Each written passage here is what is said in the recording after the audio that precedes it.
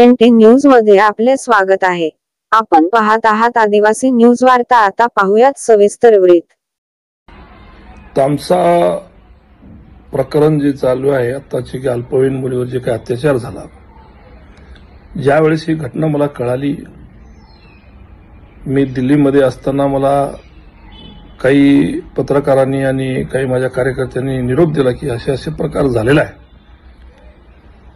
मी थोडीशी चौकशी केल्याच्या नंतर ज्या वेळेस मला लक्षात आलं की हा माध्यमिक शाळेवरचा आमचा मुख्याध्यापक आहे, मी स्वतःहून डीवायएसपी मॅडमला फोन करून सांगितलं की कठोरावर कठोर कारवाई झाली पाहिजे।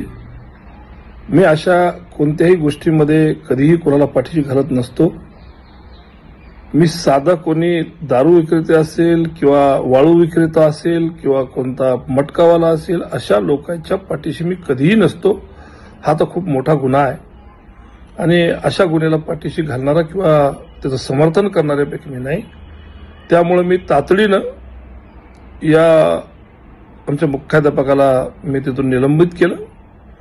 माझ्या 9 तारखेचं त्याचं निलंबन आहे आणि पुढील कारवाई करण्यासाठी मी स्वतःहून डीवायएसपी मॅडमला फोन करून सांगितलं की कठोरावर कठोर कारवाई झाली पाहिजे, सत्य समोर सगळ्यांच्या आलं पाहिजे आणि जर तसं काही त्यांनी केलेलं कृत्य असेल तर त्याला शिक्षाही झालीच पाहिजे।